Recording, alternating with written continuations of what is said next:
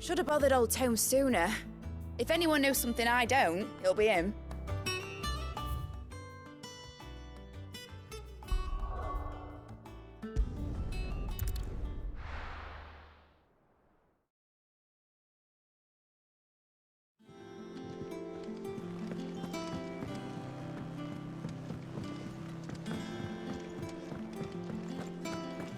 Thanks to Sid.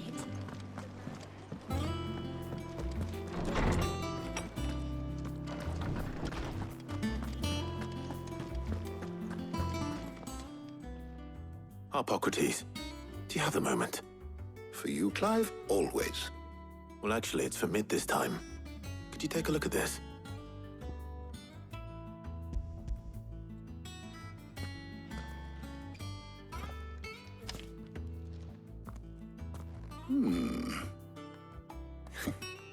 Shielding for a mithril engine. Whatever will that girl think of next? And what are these notes around the edges? She has some specific requirements for the materials. The shielding needs to be able to resist extreme heat on the inside, and yet remain cool enough on the outside not to set the ship alight, while also being light enough not to sink it. As you can imagine, she's struggling to find anything that meets her needs. I see. I wondered if you might know of a solution, or if you might be able to search the records for one. Perhaps it is not a different material she requires, but a different approach. What do you mean? Consider the lake we have made our home. Its blighted waters eat away far more quickly than fresh water or even brine, at timber and steel alike. And yet, we have made a home here from those very materials nonetheless. We have. But Bardolph must varnish every board twice over to keep it from rotting. And Obelus complains that without a constant supply of pitch. I see. Early Gregorian histories speak of a preparation known as moon dew. It is said to be able to resist even the most ferocious flames. Before the dragoons tamed the worms and wyverns of the realm, nobles would daub their castle walls with it in order to guard against dragon fire. So if we could recreate it... It might be applied to some material or other in order to provide the protection Mid requires. As to how best to apply it and to what material, perhaps Bardolph and Obelus might be of assistance. I shall speak to them and see what wisdom they might have to offer. If you would be so kind as to procure the necessary ingredients, I shall discuss the specifics of how it might be most effectively put to use with our two friends. The knowledge of the past may yet prove useful to we of the modern era. Thank you, Hippocrates. And since you're asking others to help you, perhaps I should too.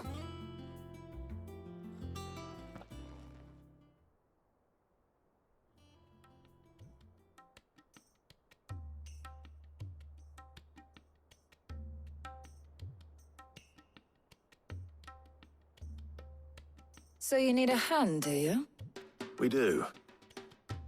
I'll be heading to market for the ingredients we need. I could do with some help. And some company, too.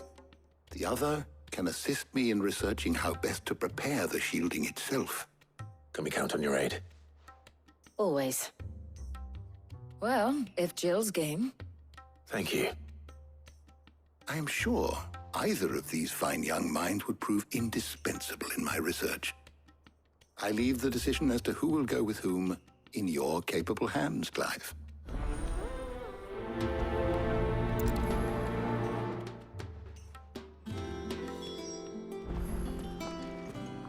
Shielding that guards against even the most ferocious flames. I could have done with some of that on Drustinus. I doubt I would have survived that place with or without it. A trip to Northreach, though, I think either of us could handle. So, Clive, have you made your decision? Who will accompany you on your little excursion? All right. So, what are we fetching? I have taken the liberty of preparing a list. Here. Garlic? Conch shells? Are you sure this is the right list? Looks like the ingredients for someone's supper. Though these items may seem mundane, they have potent effects that are rarely exploited, effects for which they were once highly prized. So much so, in fact, that they were harvested almost to extinction, hence moon dews having fallen from favor. Now, of course, they can be obtained with ease. You should be able to find everything you need at the market in Northreach. Well, isn't that convenient? I was hoping to be able to make a trip over that way sometime soon. Need to speak to an old acquaintance. I'll meet you there. All right. Stay safe. See you later, Clive. Good luck with your research.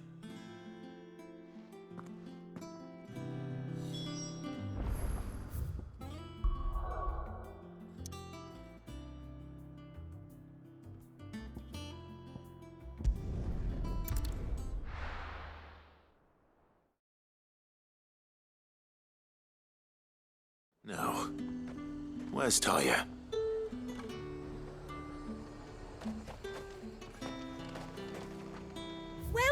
Welcome.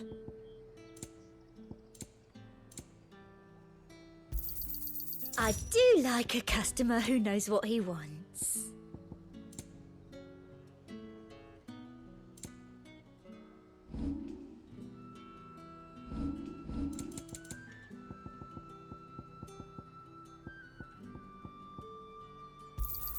Thank you.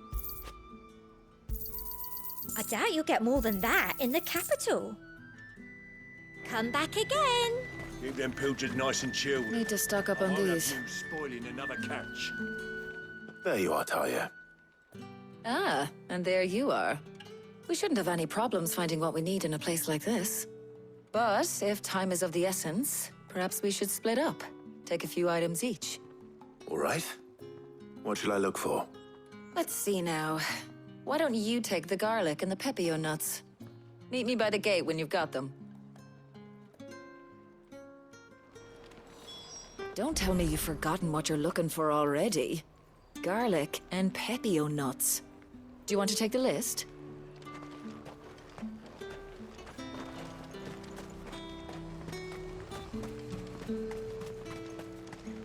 What do you want? If that's what you want, thanks for nothing.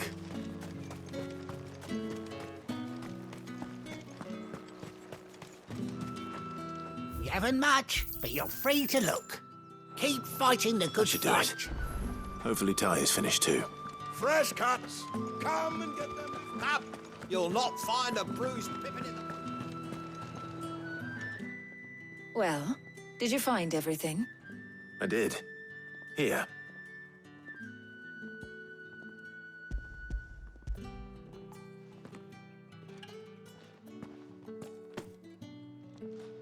Garlic and pepio nuts.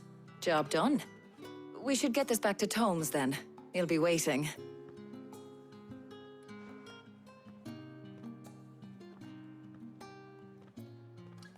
But we're not in too much of a rush, are we? Quick chat.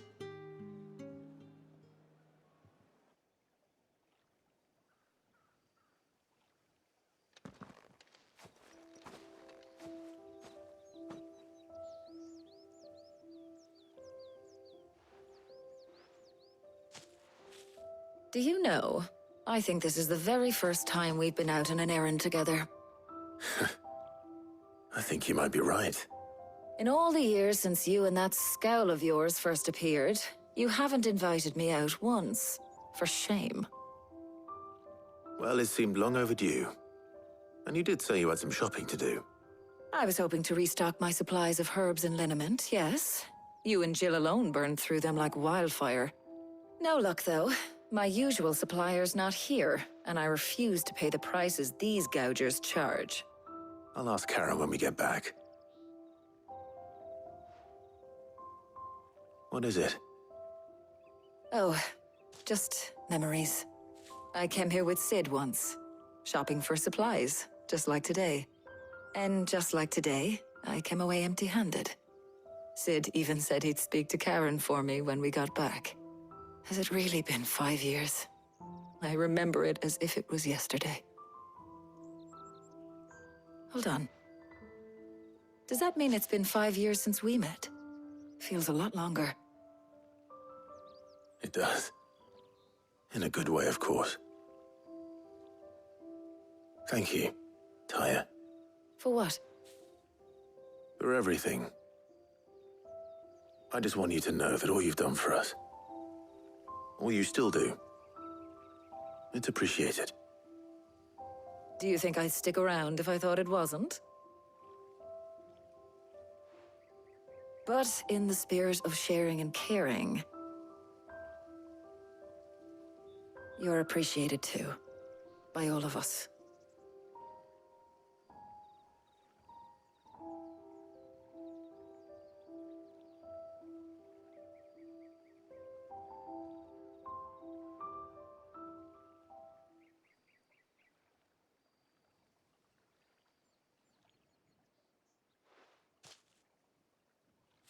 Well, I think we've tarried long enough.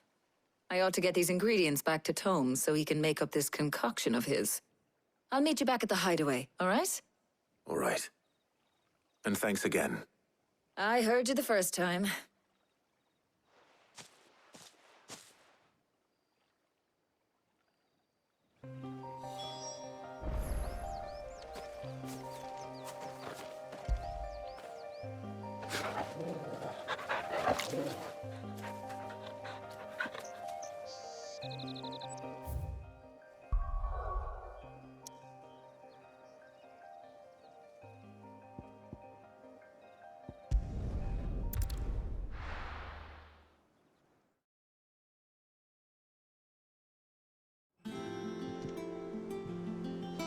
I wonder how Hippocrates is getting on with the moon dew.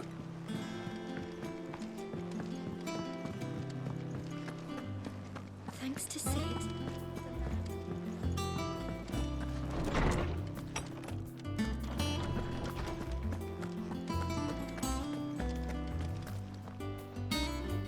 Ah, better late than never. We're ready to begin whenever you are.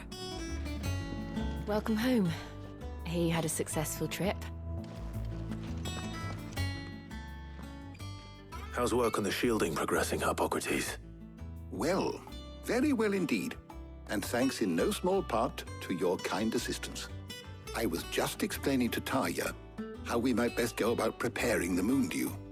And now that we have all the ingredients, we may begin. You can count on me. I've mixed more than a few mysterious concoctions in my time. I'm sure you have. What about the shielding itself? Work is underway, under the watchful eyes of Bardolph and Obolus. Apparently, it'll be ready soon. Thank you. All of you. Right then. Jill, would you join me in the infirmary? Many hands make light work and all that. Of course.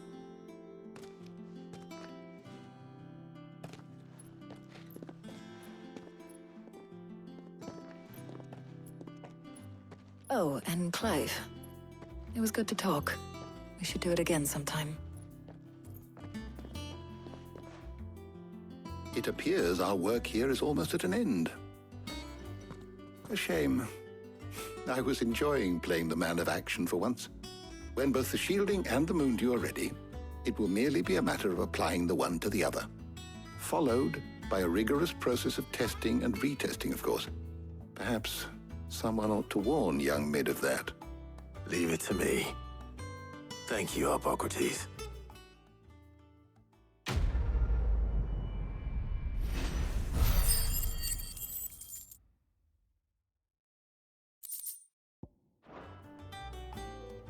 Well, I'd better go and give Mid the good news then.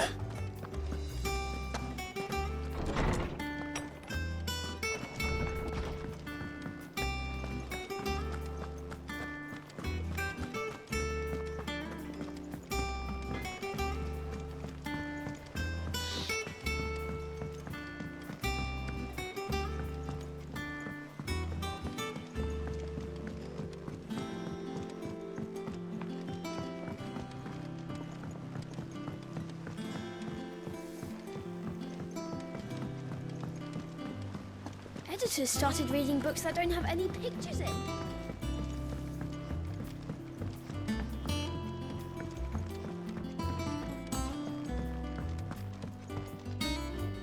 Sorry to keep you waiting, Mid.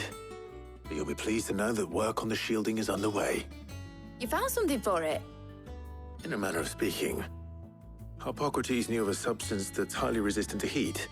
A coating that should provide the protection you need. He's supervising the construction and testing of the shielding as we speak. Brilliant! I knew you wouldn't let me down. Don't thank me. I'm just the errand boy. Right then, better start working out how to bolt all these bits together. To the Black Hammer!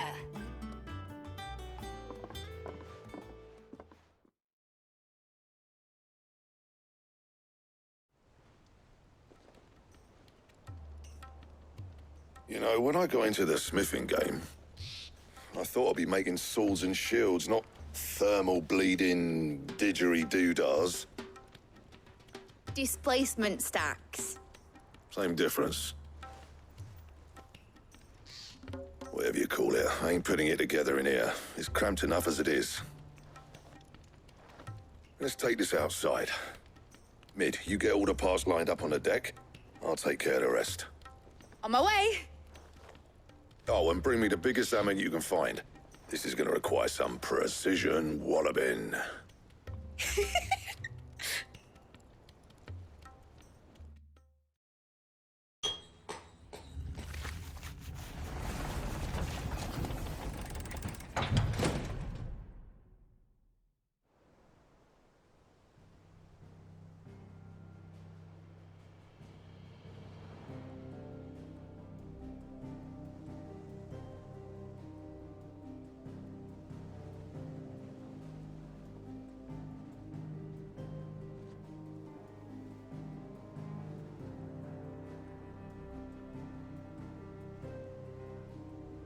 It's finished! It's finally finished! Thank fuck for that. I'll be feeling my hammer arm for weeks. Thank you, Clive, Blackthorn, everyone. That's one down and just 3 more to go. I'm sorry.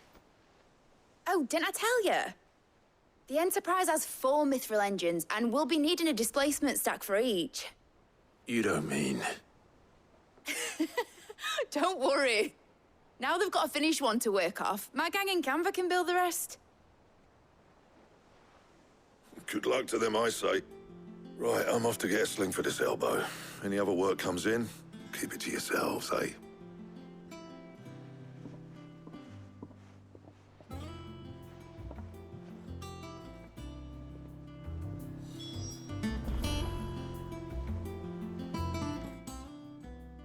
What's the matter? Nothing. Just daydreaming. Thinking about the Enterprise sailing off over the horizon to shores unknown. Searching for a land untouched by the Blight. Just like me and my dad planned. So if the worst came to the worst and every scrap of soil in the Twins turned black, we might still have a chance. That's what she was meant to be. You see, one last chance just in case we needed it. But now she's so close to being finished, I've realized I don't want it to be that. I don't want it to be just a lifeboat for us to cling to if things get desperate. I want people to sail aboard her by choice, not from the lack of it. In a world where we're not just trying to survive, but where we can actually live. I'm working on that. And I'll do everything I can to get you what you want. Don't you always? All right. My mind's made up. As soon as the Enterprise is fit to sail, I'm putting her under your command. Sod our plans, I'm trusting in yours. Are you sure about this? Something tells me it's what my dad would have wanted. He'd be proud of you. You were gonna visit his grave, weren't you? I was. And you can come too now that your little project is finished. Right. There's just one thing I need to finish up first. Won't be a mo. All right. I'll let Otto know you're coming. Meet us in the mess when you're ready. Aye, aye, Captain.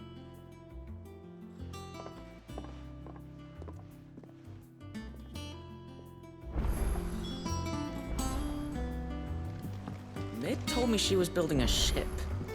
Really?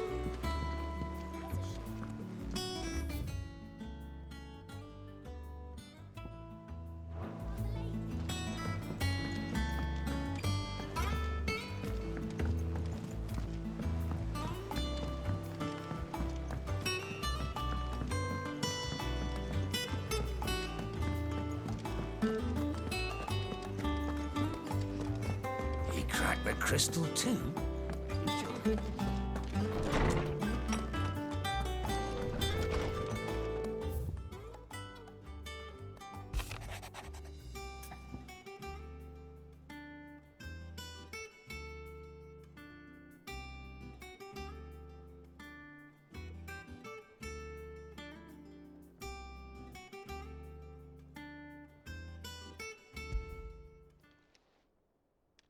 Hopefully it's nothing.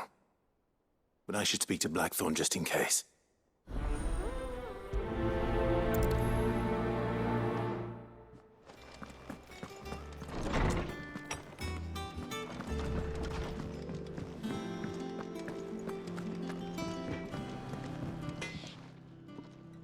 Blackthorn, do you have a moment?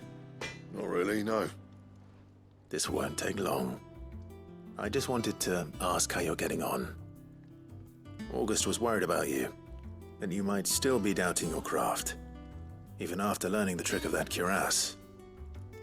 Is there something else weighing on your mind? Perhaps sharing your thoughts might help. That bastard's like a dog with a bone. Still, he's got a keen eye, I'll give him that. He's just, well, Karen showed me something. Something I've never seen before. And that was?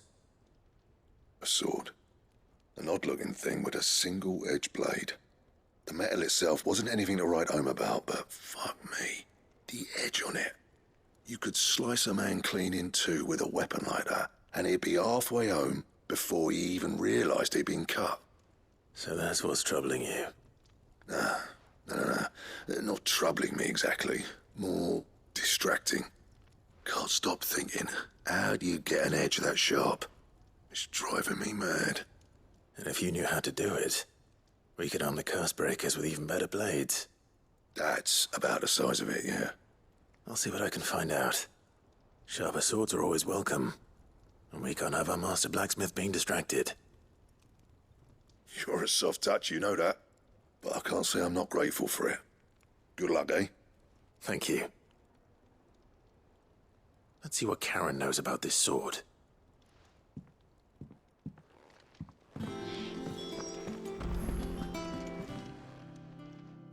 You're looking well, Karen. What do you want? Out with it. I want to know about the sword you showed Blackthorn. Single-edged and extremely sharp. Running around after him again, are you? I suppose I am, yes. But I need to help him find out how to work an edge like that. It's driving him to distraction. Little wonder, I suppose. There's not many like that make it as far as the twins, and those that do go straight into private collections. Which made it nice and easy finding a buyer. Can you tell me who bought it? Where is it now? You think I tell people who my clients are? Suppose you're not likely to go nicking him off me, are you now? Fine. If you stop mooning at me like that. Lord Ignac's the man you want. Dalmekian bloke. Collects weapons and the like. And he's got more money than sense, which is why he's one of my favourite clients. Reckon he'll still be at the inn in Dalamil, where I left him. Thank you, Karen. Oh, and he's a touch eccentric, if you take my meaning. I appreciate the warning.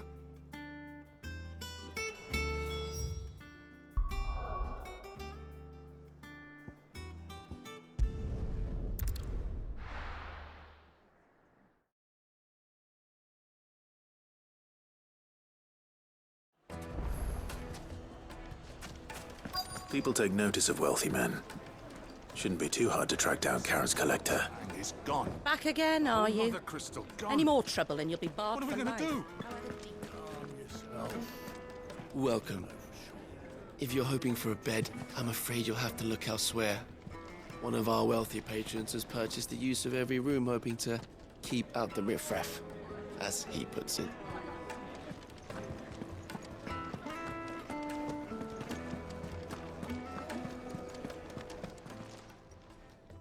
My reputation will be ruined. Ruined! Calm yourself, Lord Ignac, I beg of you, before you do yourself a mischief. Pardon the intrusion, but Out! Get out! I paid for these rooms so I wouldn't be disturbed. Leave me be! Please, allow me to apologize. His lordship is going through a difficult time, and he's never been fond of guests arriving unannounced. Radim! Get rid of the filthy oaf this instant! Very good, Lord Ignac. Would you mind stepping outside for a moment?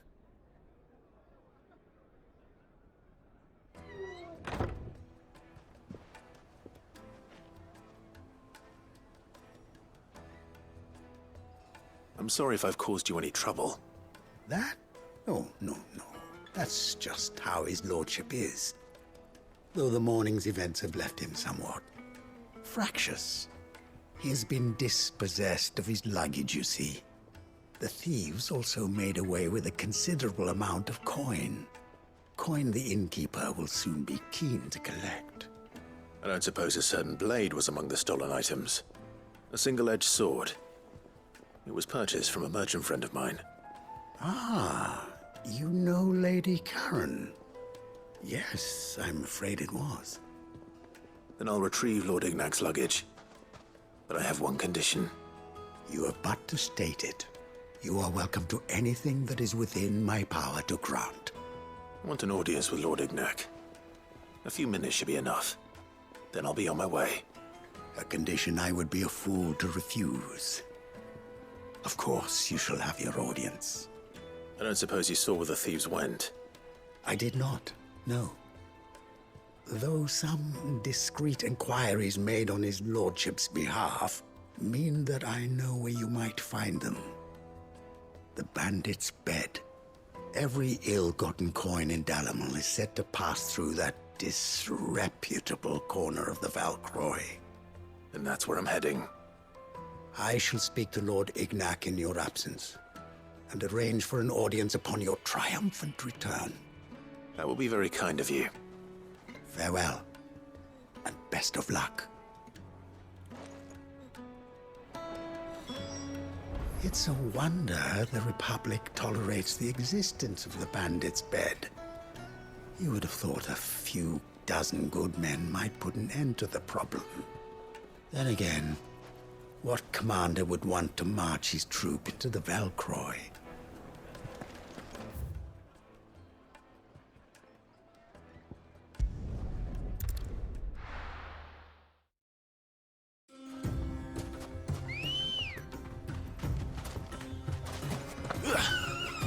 Ready, go?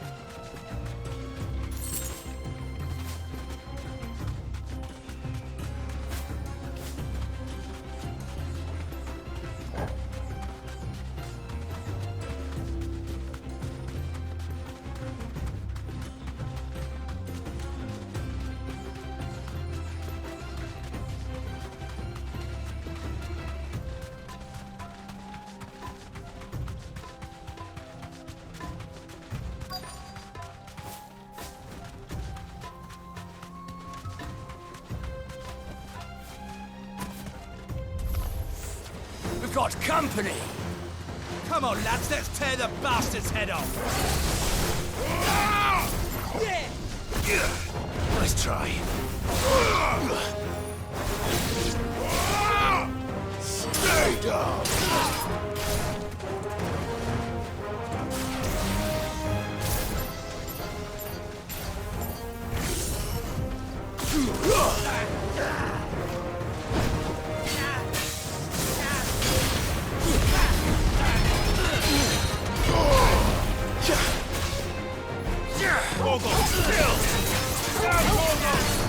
This one!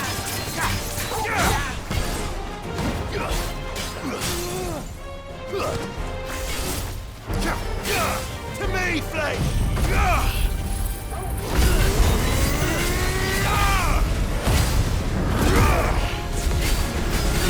All yours, Torgal! Now, Torgal! Torgal, kill! All yours, Torgal! Torgal, kill! All yours, Torgal! Too slow.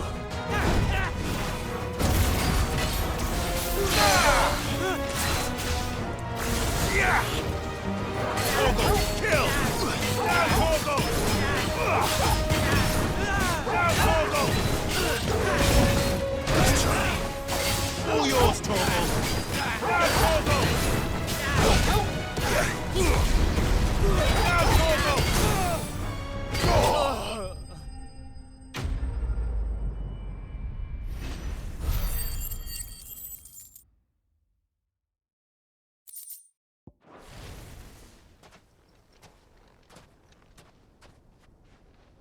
This must be Ignac's luggage.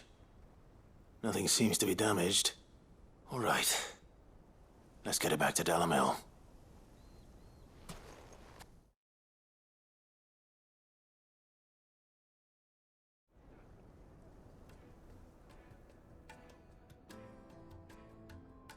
I hear I have you to thank for the return of my effects. What shall I call you, my good man? Wyvern. Glad to make your acquaintance. A formidable name indeed. Well, Wyvern, I appear to be in your debt. Redeem here tells me you wished for an audience. Is that all? A few moments of your time should suffice, yes. You're a peculiar fellow, Wyvern. All right, speak. Master Wyvern was wondering if you could tell him about a certain single-edged sword you recently acquired. Oh, a true work of art, that one. Karen drove me hard on the price, but I would have sold her Radim here to get my hands on that sword. It was made in the Outer Isles, far beyond the Twins, and is used exclusively by the practitioners of a unique school of swordsmanship. They believe no combat should ever exceed a single strike, and hone their blades to such perfection that none ever does. Each sword is made for that one perfect stroke, and for that stroke only. They crack upon a second blow. There's a brutal sort of beauty to it, really. But how do they hone such an edge? Fine question. Why, they use a whetstone, of course. Whetstones, rather. A whole array of them, ranging from the coarse to the fine. 10,000 licks with the sharpening stone, then 10,000 more. But it is the final stone which lends the blade its legendary sharpness. A mineral quite foreign to this great realm of ours. And that is the key. The secret ingredient. Wyvern, it occurs to me that my little lecture is hardly equal to services rendered. Take this, together with my regards. The very stone of which I spoke, far rarer among collectors than even the blade itself, and a far more fitting payment. Thank you. Pardon the intrusion, my lordship. However, it is long past time we prepared ourselves to depart. So it is. I am locked in bitter competition with a rival collector of curiosities. I am one step ahead of the unscrupulous scoundrel, but he is hard at my heels. Are there many other collectors out there? Too many to count, but only one do I consider my nemesis. Lord Byron Rosfield, and is a perennial thorn in my side. I can imagine. Farewell, Wyvern, may our paths cross again. Radim, we mustn't dawdle.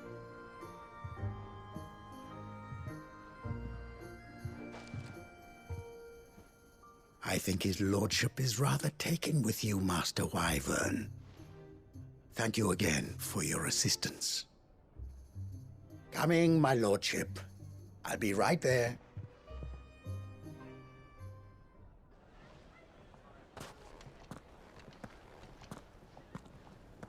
Trust Uncle Byron to find such an interesting rival. Now, let's see what Blackthorn makes of this whetstone, shall we?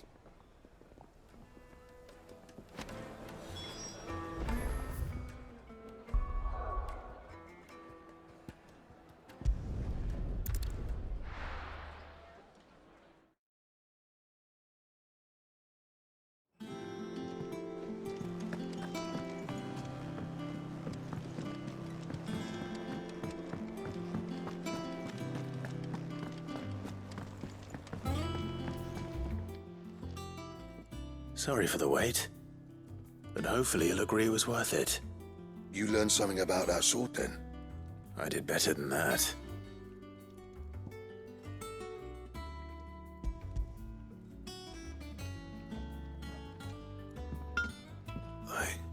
A whetstone? Yes, but not one you'll find anywhere in Valisthea.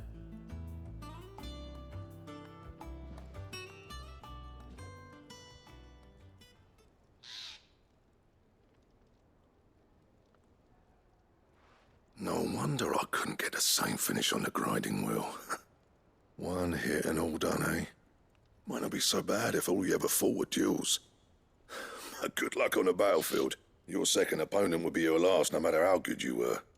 Even so, is there some way it could be used to give the curse breakers an edge? I think so, yeah. With this whetstone and the right kind of steel, I could probably even make a twin of the blade that rattled me. But there'd be no replacing this little rock once I worn it down to a sliver. I reckon we get a dozen swords from it, if that. Swords that the curse breakers wouldn't know how to wield properly, and that would see them through a single fire piece. Nah, no point trying to copy that thing. Be about as much use as a wax anvil. But finishing our blades with a whetstone this fine, now that's something to consider. And what's finer than fallen masonry, eh? Or more hard-wearing, for that matter. Just imagine it. Good Valisthean steel with an edge as sharp as any found in the Outer Isles. I won't make a copy, nah. I'll make something much better. I'm sure the curse breakers will be delighted. Just don't push yourself too hard. Don't you worry about me, sunshine. I've been working day and night since I was half your age, and I'll still be here when you're long gone. Hey, thanks, Clive. I mean it. I owe you one, August too. It's good to know someone's looking out for me. He'll be happy to hear you said that. And I'll see that my debt to you's paid. First new blade I make's got your name on it. You come and find me when you've got the materials. All right. I will.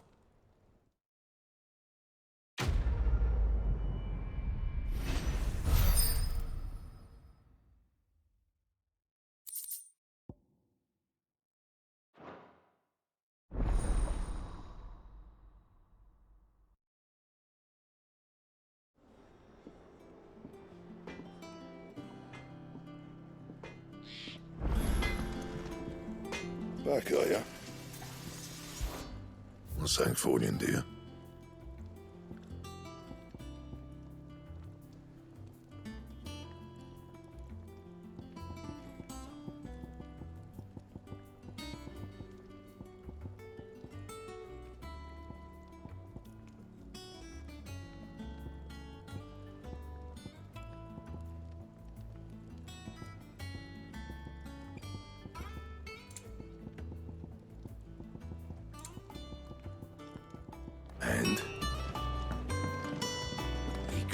crystal too? You joking? It's no joke. Drake's Fang is gone. There's nothing left but a crater.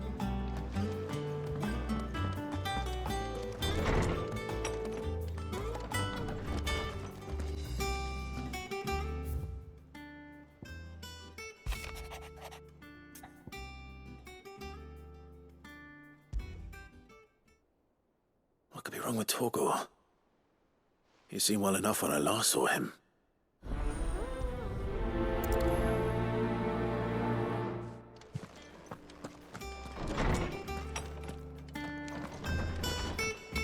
He cracked the crystal too. I got your note. You think something's wrong with Torgor? So you can read. Congratulations. But I didn't say I were wrong with him. I said something weren't right. He's not been eating me treats. He used to love cracking the bones from Molly's boiled brown, but now he won't so much as look at 'em. Didn't like him. Which is why I'm of a mind that his mind's on something else. You've not been working him too hard, have you? No harder than usual. Is that it, boy? Do you need a rest? What was it you said he was? A frost wolf? That's what the lawsman seems to think. Then maybe this all has something to do with whatever it is that's woken inside him. I suppose things have been different since Rosalith. Perhaps Hippocrates knows something. Instead of everything, you mean? Perhaps.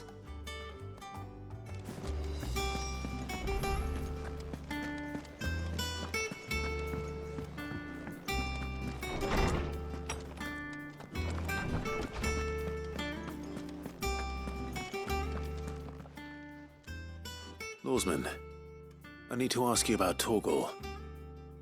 Something's not right with him. He isn't ill, is he? I don't think so. But according to Lady Karen, he seems to have lost his appetite, which is certainly a new development. She says he's hardly been touching his bones of late, and she believes it may have something to do with what happened at Rosalith Castle. I rather think she might be right, though not about his appetite. All canids are instinctively inclined to crack open bones for the rich marrow that resides within, and I see no reason why a frost wolf should be any different. Accordingly, I suspect it is not a lack of appetite that afflicts Torgor, but a surfeit of it. If we assume that his newfound magics require additional nourishment to sustain, it may well be that the bones Lady Karen is accustomed to providing are no longer sufficient. Frost wolves, after all, habitually prey upon far larger animals, whose bones may yield altogether different nutrients. As to where one might find a suitable substitute, some antelopes that graze the meadows of eastern Rosaria have been known to grow to a size more than double that of their lesser cousins. I don't recall ever seeing any that large. And little wonder. The oldest and largest such creatures rarely leave the safety of the highlands for fear of predators. The last elder antelope sighting I recall hearing about took place near Cressida, and that was long before the village was abandoned. Even so, it seems like a good place to start. Good hunting, Clive.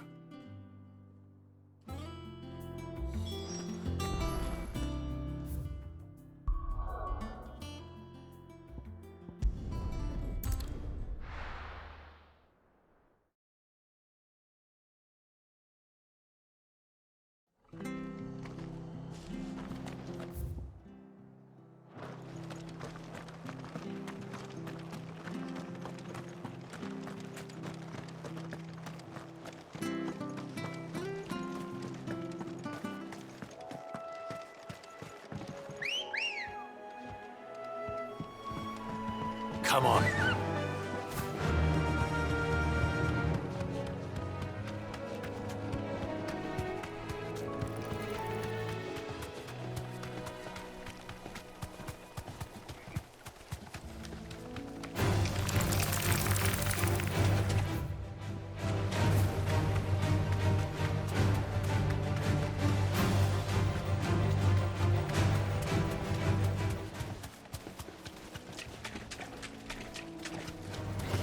time to fight.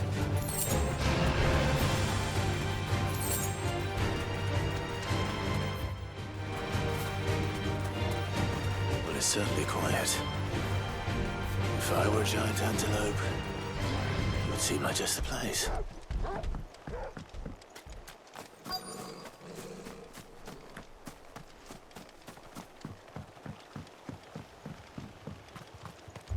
I doubt we'll find one bigger than that. You hungry, Torgal? This one.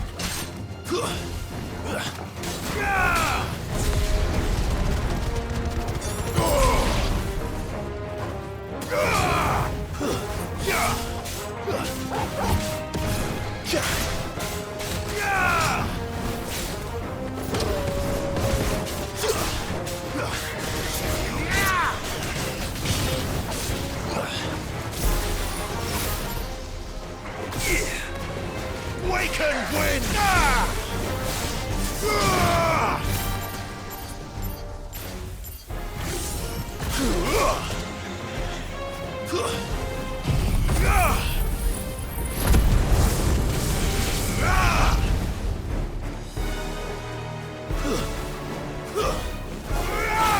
Torgal, kill!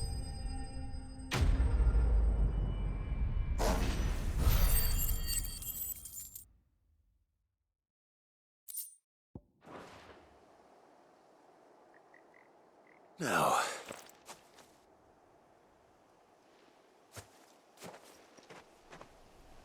Will it be enough, I wonder?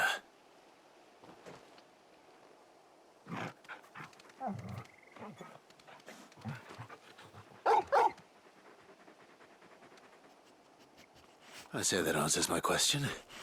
Which means we owe the lawsman our thanks. You're just a big puppy, aren't you? A very big puppy.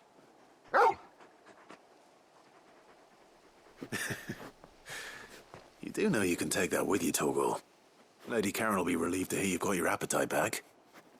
Come on, boy.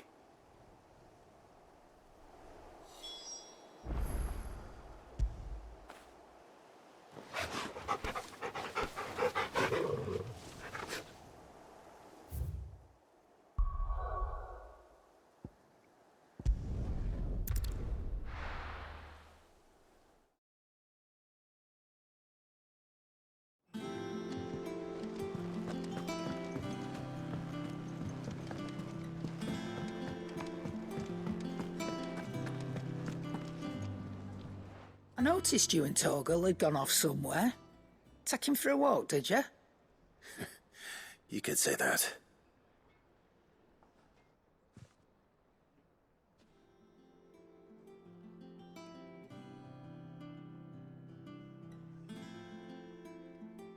So, Molly's leftovers weren't good enough, eh? That'll teach me for treating you like you're still a pup. All right, no need to shout. Now we know what you're after, I can see about getting some in. Speaking of which, I brought one for later. Can I leave it with you?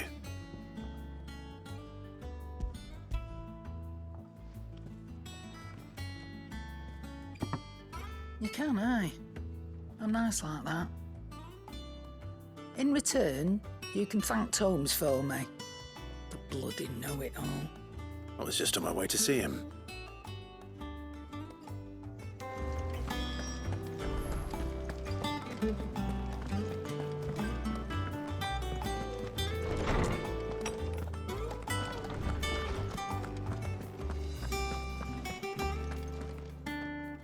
Ah, Clive.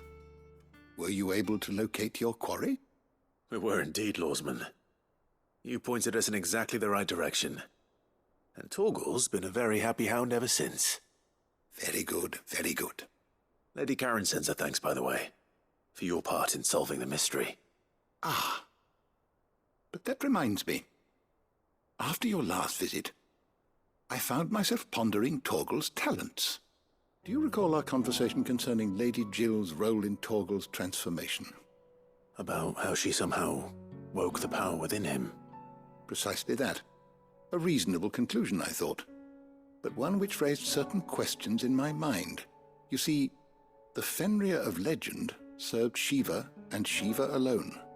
And while the powers attributed to him are certainly impressive, the records imply they are somewhat different in nature to those you described Torgal as having used. What are you suggesting? That Torgal may be the beneficiary of more than one icon's power. Consider that in addition to Lady Jill, he has served as a loyal companion to you, your brother, and even the late Cid. In short, the icons hitherto near at hand, or should I say at paw, have been diverse and plenty, and that number has only grown as the realm's dominance have fallen to your sword. One can but speculate as to how all of this has affected Torgal. He has seemed more fierce of late. And if I'm not mistaken, he will grow fiercer still. We are fortunate indeed to be able to count him amongst our allies and not our adversaries. Oh, he's more than an ally. He's a friend.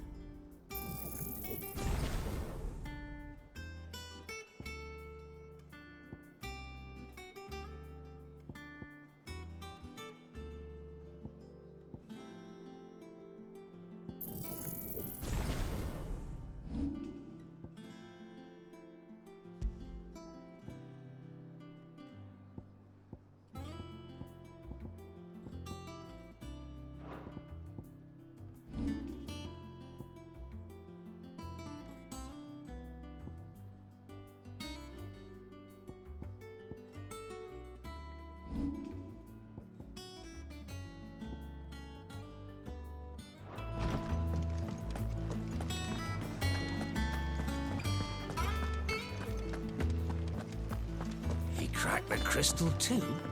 You're joking.